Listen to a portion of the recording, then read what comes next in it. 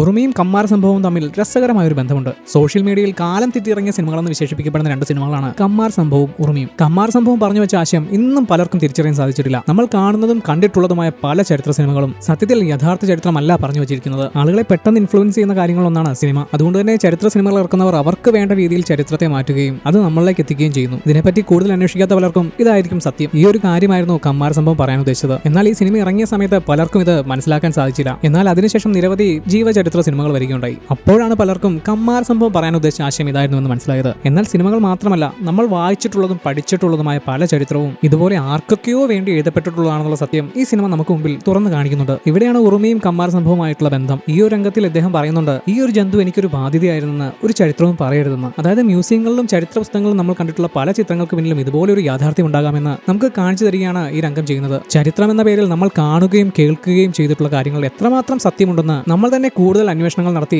ഉത്തരങ്ങൾ കണ്ടെത്തണമെന്നാണ് ഉറുമിയിലെ ഈ രംഗവും കമ്മാര സംഭവം എന്ന സിനിമയും നമുക്ക് മുന്നിൽ പറഞ്ഞു വെക്കുന്നത്. ഈ ഉറുമി പോലും അതുവരെ മഹാനായി കണ്ടിരുന്ന വാസ്കോ ഡ ഗാമയെ മറ്റൊരു പെർസ്പെക്റ്റീവിൽ കൂടി കാണാൻ പ്രേരിപ്പിച്ചിട്ടുണ്ട്. ചരിത്രം മാറ്റിയെഴുതിയെന്ന് നിങ്ങൾക്ക് തോന്നിയിട്ടുള്ള സിനിമകളെക്കുറിച്ച് ഒന്ന് കമന്റ് ചെയ്തേക്കാം. ഇതുപോലുള്ള സിനിമാ കണ്ടന്റുകൾ ഇഷ്ടമാണെങ്കിൽ ചാനൽ ഒന്ന് സബ്സ്ക്രൈബും ചെയ്തേക്കാം.